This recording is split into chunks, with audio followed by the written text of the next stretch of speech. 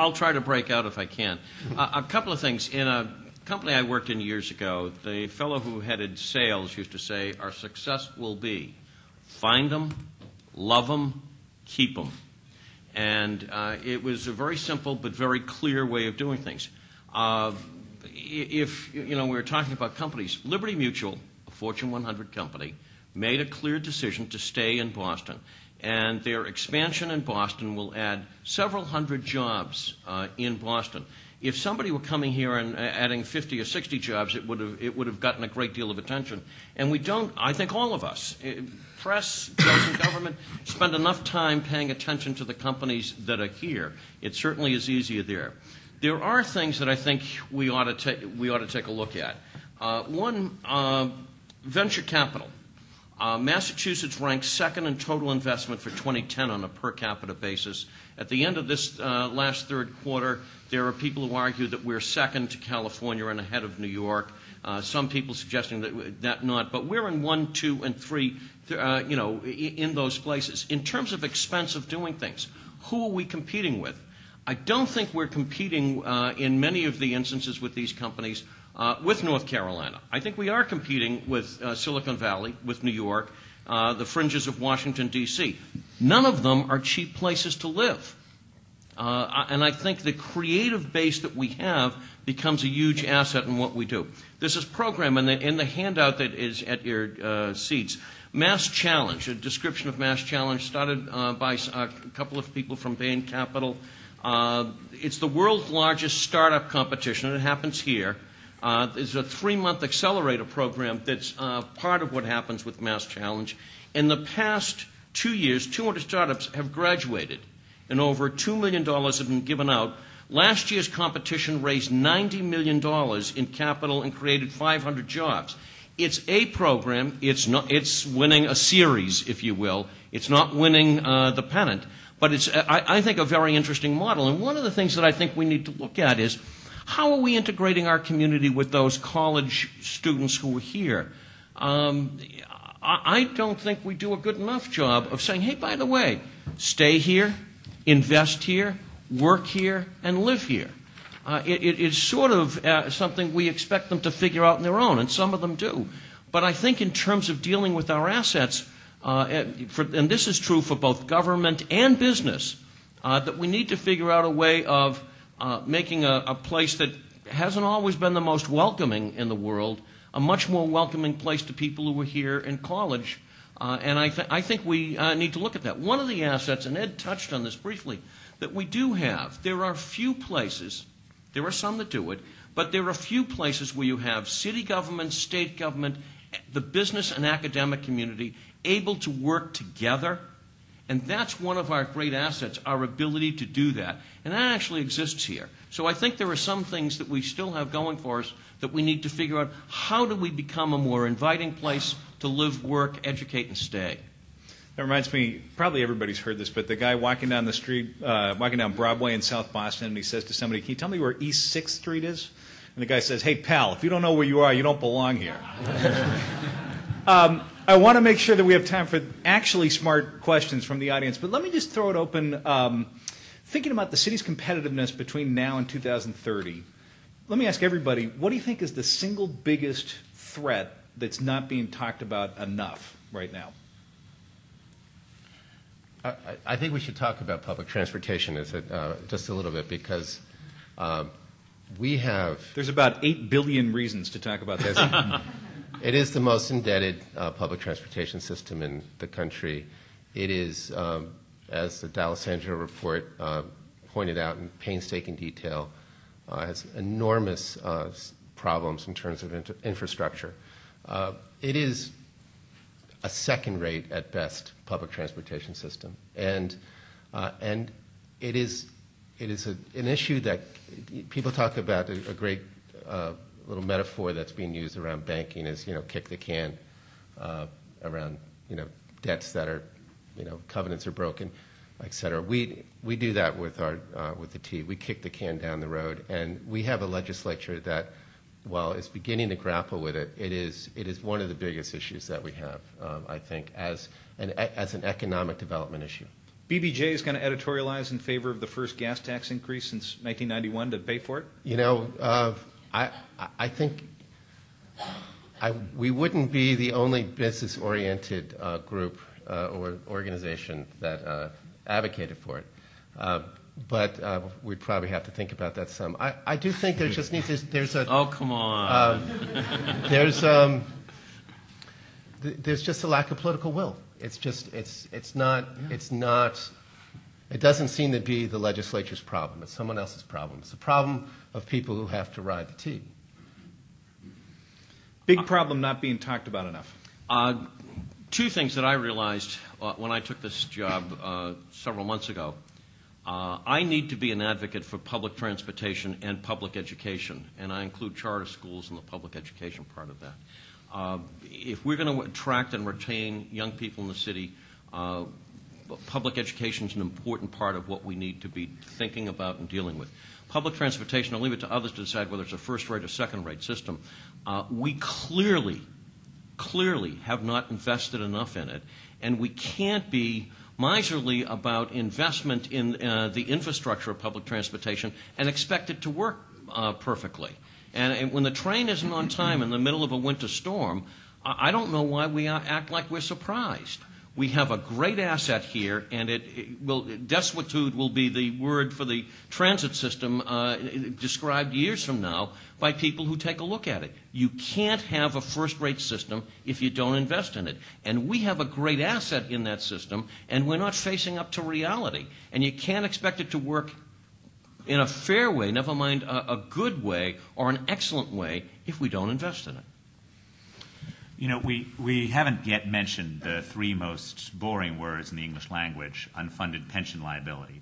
But unfortunately, that still is an issue, and we have a major league fiscal problems that we're facing. Them. This is a common feature throughout the country, and we really do need to address this. I think in the long run, there's no possibility of having a permanent solution that involves the current defined benefit structure. You're going to need to move to a hybrid that involves more of a defined benefit, defined contribution mix, just like the private industry has. Because without the clearness that's created by defined contribution, you're always going to have this kick-the-can mentality where we pay less wages today and we compensate for it with excessive pensions in the future. And this is not an issue of harming workers in any way. In fact, workers are harmed by the current system because if you're a cop, if you're a fireman working in Boston, why in the world do you want a system that pays you 30 years from now instead of today? You actually need higher wages today and less of this crazy pension system that pays off longer in the future. So that's an issue that I wanted to throw down. Hopefully Rhode Island can shame us into action. And if I put on my innovation economy hat, an emerging concern for me, and I continue to believe healthcare is the great frontier for early stage investing in great innovation, convergence of IT and life science. I worry that there are a number of structural issues largely out of our control, the FDA and how it's really gone from bad to horrific, access to capital. So I worry that we have this historic center and engine of great innovation in the life sciences that may run right into a brick wall. And we have become, because of the Zuckerberg syndrome, we've become increasingly dependent on that industry for real great, great high-paying jobs, great innovation, and they're just very significant federal structural issues I think are going to make that very unattractive. I'm sure there are lots of excellent questions out here, so I want to open it up to the audience. Hi, my name is Dave Coughlin. I'm a graduate of Suffolk Law School. And the question is, really, what are we going to do differently? And I think of Goldsmith's book, What Got Us Here Won't Get Us There. And I'm not a Bostonian from birth. I grew up in Chicago and actually moved here from Southern California after staying there. And it's a great place to be because you see buildings that are hundreds of years old. You see, walked up the brick path on School Street to get here. And, but, I think that you have to look at some fundamental infrastructure, not literally infrastructure, but how we do things. I think of great comments from Peter Mead on the VRA, and they've done some great things. But we also have to look at that 40%, not batting 400, but 40% is not going to cut it. It's not going to cut it to bring businesses here or keep students here. So we can't settle for thinking, well, we're not going to hit a home run, we'll be good with 40%. I think of some some failures just in the area, the downtown crossing, Macy building that, you know, is kind of a black eye on the real estate community right here in the backyard. And then, Do you mean the Macy's building? the Macy's building? Yeah. I think. I'm sorry, Filey, again, not a Boston guy. But so anyway, what got us here, what got us to be a great city that Boston is, by the way, not a big city. Can I just ask you to sort of narrow it down to a question? Sure. What are we doing differently, to compete with North Carolina, which we do have to compete with, Florida and other states that are pulling our companies away from us? Sure. You want to go first? I don't think we're competing with North Carolina the way we did a decade ago. I think we're competing with New York, with Silicon Valley, and with Greater Washington for the kind of companies we're talking about. And they're expensive places to be. We can learn a lot from North Carolina because they've done a much better job of working at attracting and retaining businesses than most places. And I don't mean to dismiss North Carolina. I'm talking to a company right now that's in North Carolina that would like to come here. And I'm not an advocate for batting 400, but I am an advocate for taking a look at the game and what the long term is, and not to be too excited about home runs and not to be too down about strikeouts. If that happens, you paralyze yourself either in ecstasy or in agony, and it doesn't work for the next game. And so that's part of what I think we need to do. The filings hole. Almost an hour. Usually it's the first question I'm asked when I walk into a room. I was thinking you were looking at the watch and thinking, oh, I almost got out of here. Let me. John was talking about Lower Washington Street, and I like it better than. But for those who have lived here for a while, if somebody 10 years ago or 20 years ago said to you that Lower Washington Street would be bustling, a great place to be, an interesting, innovative place, you would have looked at them and said they had 9 heads. But if you look at Lower Washington Street, and I think we ought to celebrate Lower Washington Street, and I think I ought to be asked about the filings hole. And I'm asked about it at home, at work, in the mayor's office. And we could pass it off as a failure of New York, since it's a New York company that I don't have that company on my schedule until later today. I've talked to them a couple of times a week since I started on the job. And I'm proud of the successes. In some ways, I feel like I'm a manager who took over a great ball team in mid-season when you look at the kinds of things. We broke ground for 1,000 units of housing in the last quarter. We'll break ground for another 1,000 units before the end of the second quarter next year. No matter what happens in the time I'm the BRA director, if there isn't steel in the hole at Filings, I will have been a failure. And I know that. And I know it every single day. And it is something that we have to work on. By the way, there are holes in the ground. Harvard University has a hole in the ground. The most richly endowed operation in the history of the world. And there are other places in the country, just to give you some sense of context. But I get it, and I have to tell you, the mayor gets it. He understands about the filings hole, and it is something we have to deal with and try to get done. Edward Glazer? I have no comment on the Harvard hole. But I do think it's important when we think about where we're competing with. In some sense, embedded in this discussion over firm size is a hidden debate as to who exactly we should be going after and where exactly our future lies.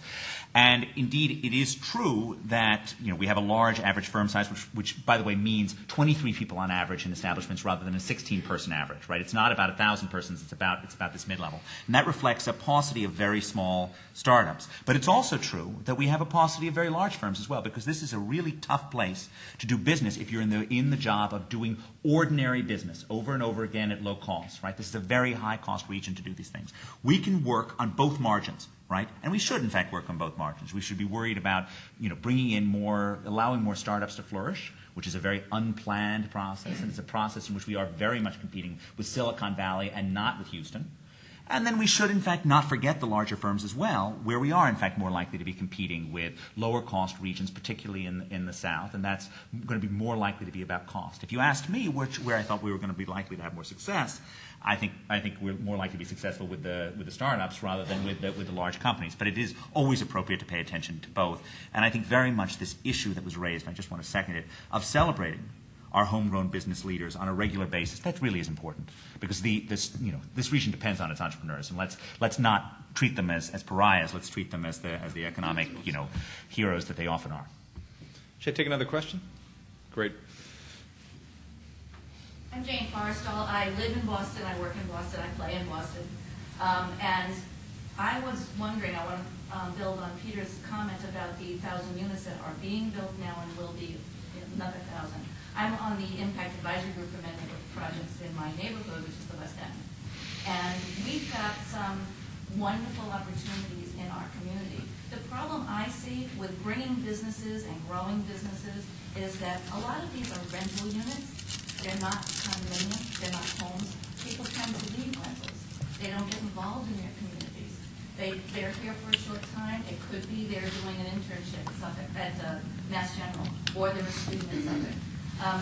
But they don't stay. They don't get involved in their neighborhoods. And that's what we need. We need people who have invested their own money. Granted, if they're younger, they have student loans to pay back, and it's difficult. So we need affordable units for families. We need units that people will want to come and work and live and play, and maybe even die here. So I think that's something that we need to look at, and I'd like to hear what the panel would say about that. Boston, a wonderful place to live, work, play, and die. Can I agree with 3/4 of that?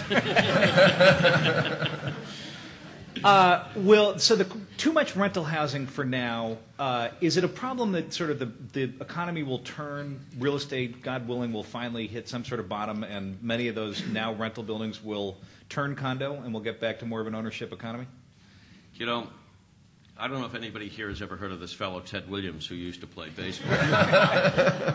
But part of the reason for his great success is he could go to the opposite field. And that depended on what the pitcher was throwing. And for us right now, while I'd like to be hitting grand slam upper deck home runs all the time, what we're getting is pitches that can be hit to the opposite field. I agree with you absolutely on condos, and you'd prefer, as you're building a city, to have people who own homes, and it means a great deal more.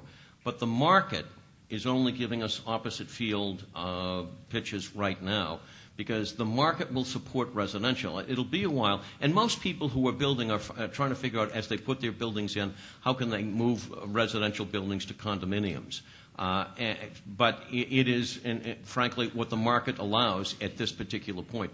One of the things we're doing at the BRA is people come in, we try, even with residential, to make sure they're looking at the condo market and that future. But for the next couple of years, I don't know anybody who thinks that lenders are going to be lending in a significant way with condos. Some cases, yes, but not a lot.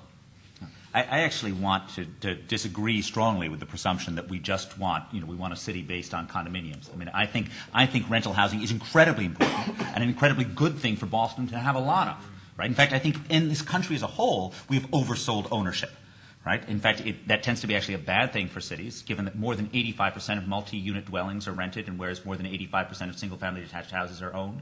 When we push owner occupancy as being the only American way, as being critical for the community, we're telling people to leave their urban apartments and actually move into suburban homes. And of course, the mortgage interest deduction bribes people to leverage themselves to the hilt to bet on the ups and downs of the highly volatile housing market.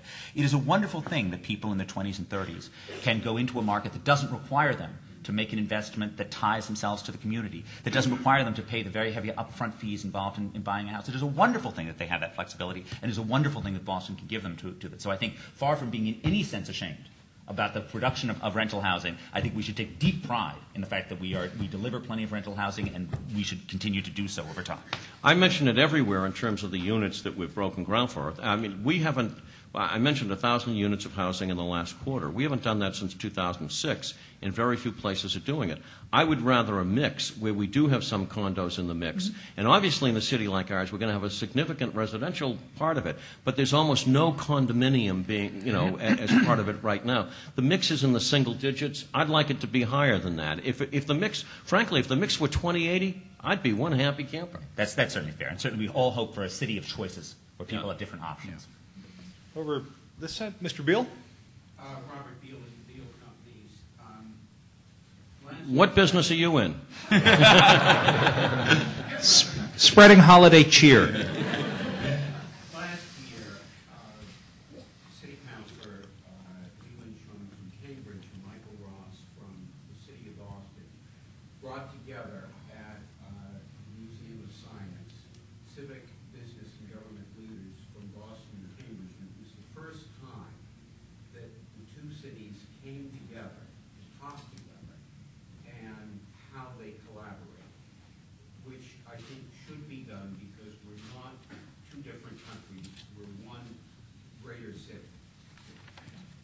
The other element that occurs to me is, as the university capital of the world, how do we get our universities and colleges to collaborate together and to outreach the rural economy? Boston-Cambridge collaboration and university collaboration. How do we improve them?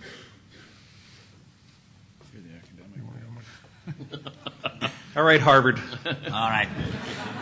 Once more into the breach. I certainly agree with Robert's point, and indeed, I think there's a lot to be gained from collaboration.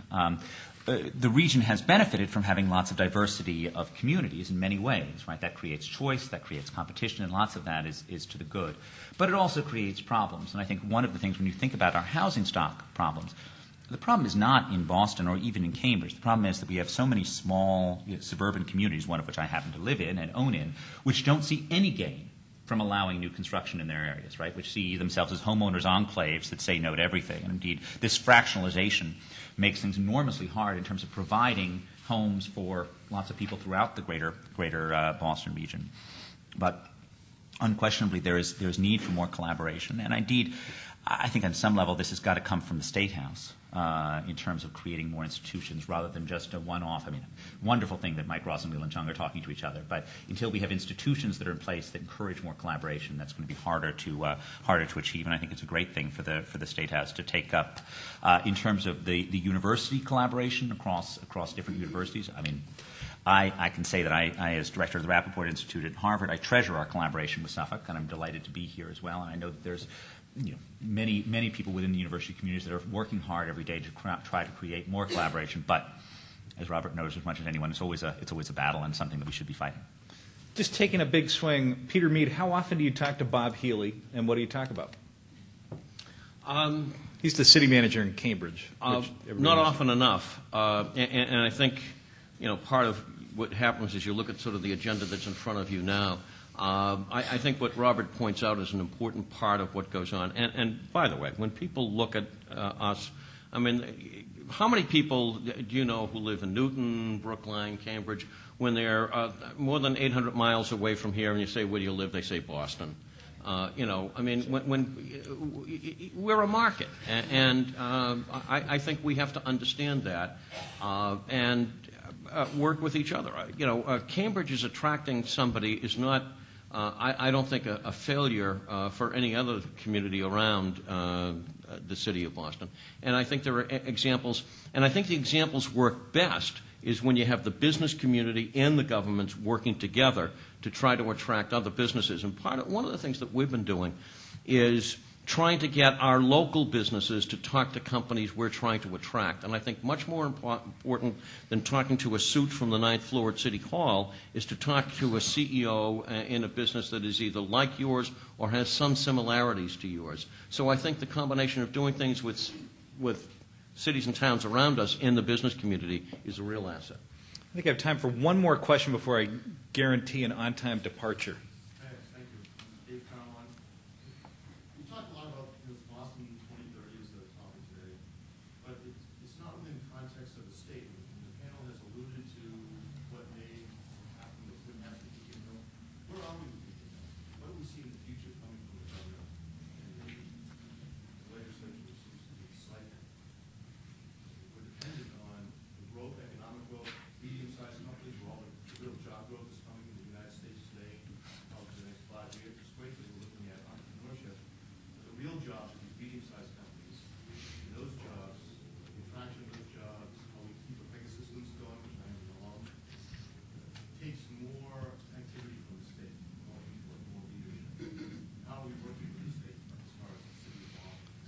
So fair to paraphrase that is the state doing enough for Boston? I was recruited to the White administration several lifetimes ago by a fellow named Barney Frank. And I was reminded of that this morning as a number of people here were talking about Barney and his impact.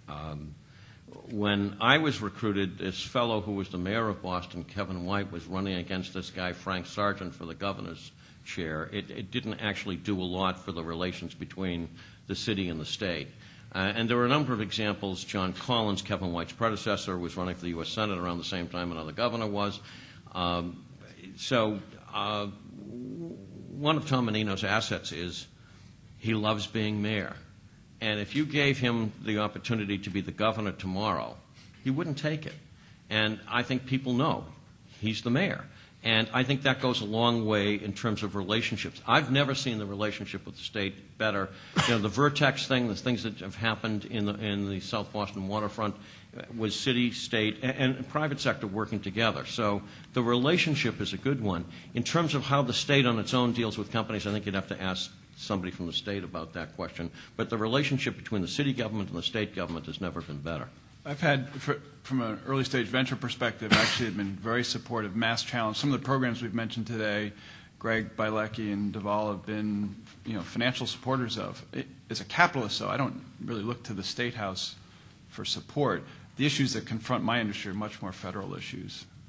But I've found them leaning forward and quite supportive on the very early stage.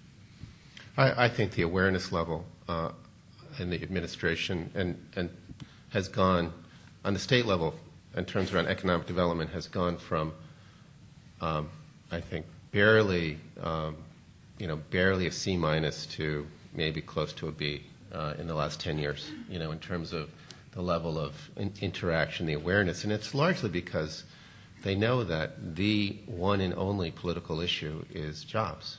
And it's just changed the mindset in the administrations and for the last couple of successions of administrations. And so I think that's a good thing. And I think what will change, the questions what's changing is I do think government has to be more of an activist government around business. It can't be as adversarial as it traditionally has been and compete. And I think that's what's changing. Ed Glazer, I feel like you deserve the parting words here. I don't think that's true, but I am happy to add on that. I do think, while we're talking about an activist government, I do think it's important to recognize that we do need a government that does support and believe in business, but also that knows its limits, that actually isn't going to in any sense be a substitute for the private industry, for the private enterprise that is the ultimate mainstay of the state. And that isn't a recipe for any kind of a laissez-faire government, because in fact our cities and the state are responsible for the things which ultimately make for the bulwark of economic success. They're responsible for the quality of our education system, for the quality of our transit system, for the degree of public safety, all of these things without which the success of this region are unimaginable, right? Because if people don't want to live here, they're not going to be entrepreneurs here. And indeed, that's ultimately why we should be, hoping for the best government that we possibly can get, which will enable our business people within the region to do the miracles that they've been doing for 4 centuries. I've got 9:13. Thank you, Suffolk. Thank you, Greater Boston Real Estate Board. Thank you to our superb panel, George Donnelly, Michael Greeley. Just thank Peter and the full board. To use Peter Mead's metaphor, they celebrated the home runs, they talked about the singles, and had the courage to talk about the strikeouts and the curves coming ahead. So on behalf of Suffolk and the Greater Boston Real Estate Board, we want to thank you all for coming. We will reconvene the week of June 11th at the Modern Theater. Stay tuned and have a wonderful holiday season. Thank you. Great job. Thank